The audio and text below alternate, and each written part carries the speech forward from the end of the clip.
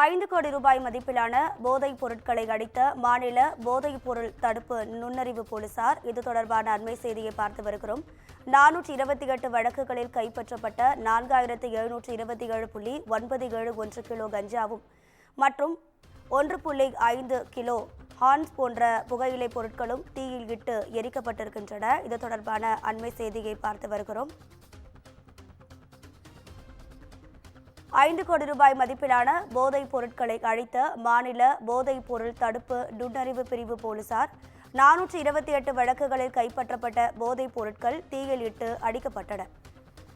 4727.971 kilo கஞ்சா மற்றும் 1.5 kilo Hans உள்ளிட்ட போதைப் பொருட்கள் செங்கல்பட்டு மாவட்டம் தென்மேல்பாக்கம் பகுதியில் இருக்கக்கூடிய இடத்தில் தீயில் இட்டு அடிக்கப்பட்டிருக்கின்றன. இது தொடர்பான கூடுதல் தகவல்களை நமது செய்தியாளர் சுப்பிரமணியன் வழங்கிட கேட்கலாம்.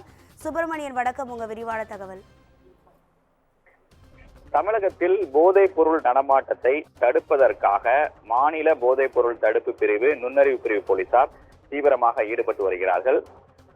இதன் ஒரு கட்டமாக 2025ஆம் ஆண்டில் இதுவரை 1742 வழக்குகளில் பறிமுதல் செய்யப்பட்ட மொத்தம் 26,329 கிலோ உலர் கஞ்சா, அதே போல 77.67 கிலோ ஹாசிஸ் ஆயில், 103 கிலோ சாரஸ் மற்றும் 1.862 கிலோ ஹெராயின், 245 கிலோ கஞ்சா சாக்லேட், 1.61 கிலோ மெத்தபெட்டமைன் உள்ளிட்ட 27 கோடி மதிப்பிலான போதைப் பொருட்களை மாநில போதைப் பொருள் தடுப்பு நுண்ணறிவு பிரிவு போலீசார் தீயிலிட்டு எரித்திருக்கிறார்கள்.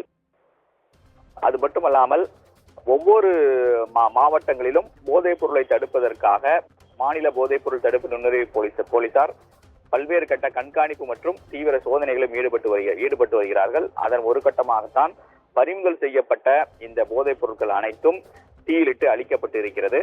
மேலும் போதைப் பொருள் மற்றும் சட்டவிரோத விற்பனை, கடத்தல் உள்ளிட்டவை குறித்து தகவல் தெரிந்தால் 105881 என்ற கட்டணமில்லா உதவி எண்ணில் தொடர்பு கொண்டு தங்களுடைய புகார்களையும் தகவல்களையும் தெரிவிக்கலாம் என்று மாநில போதைப் பொருள் தடுப்பு நுண்ணறிவு பிரிவு போலீசார் தெரிவித்திருக்கிறார்கள்.